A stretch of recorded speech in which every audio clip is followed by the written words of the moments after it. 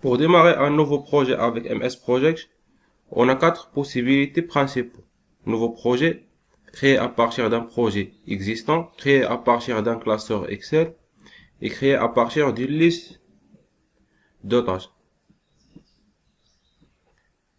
La première consiste à créer une feuille vierge de MS Project. Et dans cette feuille, on doit introduire l'ensemble des données qu'on veut enregistrer. Par exemple, les numéros de tâches,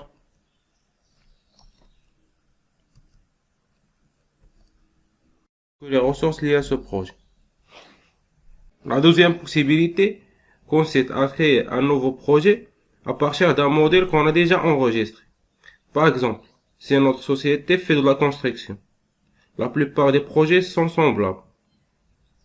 Donc, on n'a pas besoin d'introduire la séquence des tâches à chaque fois, ainsi que la quantité des ressources nécessaires pour, par exemple, construire un immeuble. Voilà, on a ici l'ensemble des modèles qu'on a enregistrés dans ce PC. On a deux cas, soit les exemples proposés par la société MS Project, soit les projets qu'on a enregistrés en tant que template. On prend par exemple ce projet.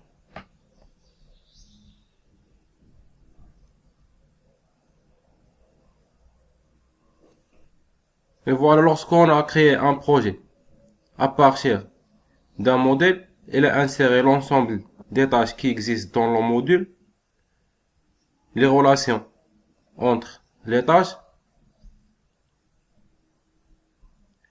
les ressources qu'on a utilisées dans notre projet,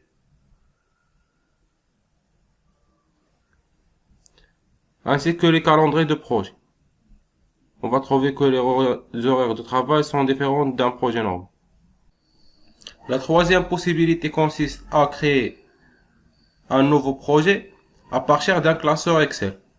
Par exemple, on a ce classeur Excel dans lequel on a enregistré un ensemble des tâches qu'on doit réaliser durant le projet.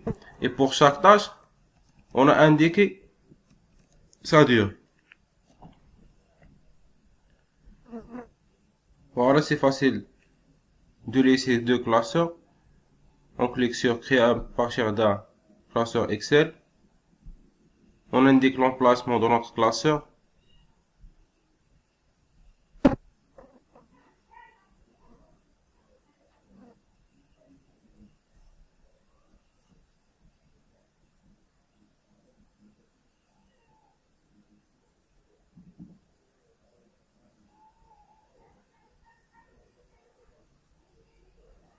Voilà. Lorsqu'on clique sur ouvrir, elle nous montre cette interface. On clique sur suivant. Un nouveau mappage. On va utiliser le classeur Excel dans un nouveau ou comme un nouveau projet. Qu'est-ce qu'on veut récupérer du classeur Excel? Dans le classeur Excel, on a seulement les tâches. Les tâches et la période de chaque tâche. On n'a pas les ressources et on n'a pas les affectations. On clique sur suivre.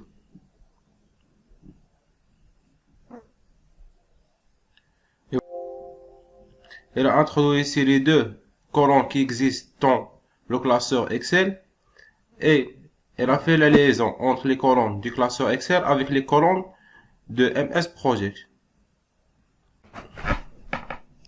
Voilà, on clique sur suivant et pour terminer. Voilà, on a ici l'ensemble des tâches qu'on a dans le classeur Excel qui se déplace vers MS Project. Et pour chaque tâche, on a sa durée. Elle est représentée devant la tâche avec les valeurs. Et voilà, on passe maintenant à la dernière possibilité de démarrer un projet avec MS Project, c'est créer à partir d'une liste de tâches, SharePoint. Malheureusement, j'ai pas un compte SharePoint, donc je peux pas faire la démonstration. Par contre, si on a une liste de tâches qu'on a enregistrées dans une feuille Word. Par exemple, on a effectué un brainstorming avec les différentes intervenants dans un projet, on a déterminé que la séquence des tâches dans notre projet est la suivante. On sélectionne les données, puis on clique sur copier dans la feuille Word. Et voilà, dans les noms de tâches, on clique sur colle. Comme vous le voyez, il a déplacé l'ensemble des tâches qui existent dans la feuille Word dans MS Project et il a gardé la hiérarchie. Par exemple, dans ce projet, on a deux grandes phases. Setup Service et Create Office Assignment Layout. Il a regroupé tous les sautages sous ces deux grandes phases du projet. Et voilà, ce site touche à sa fin.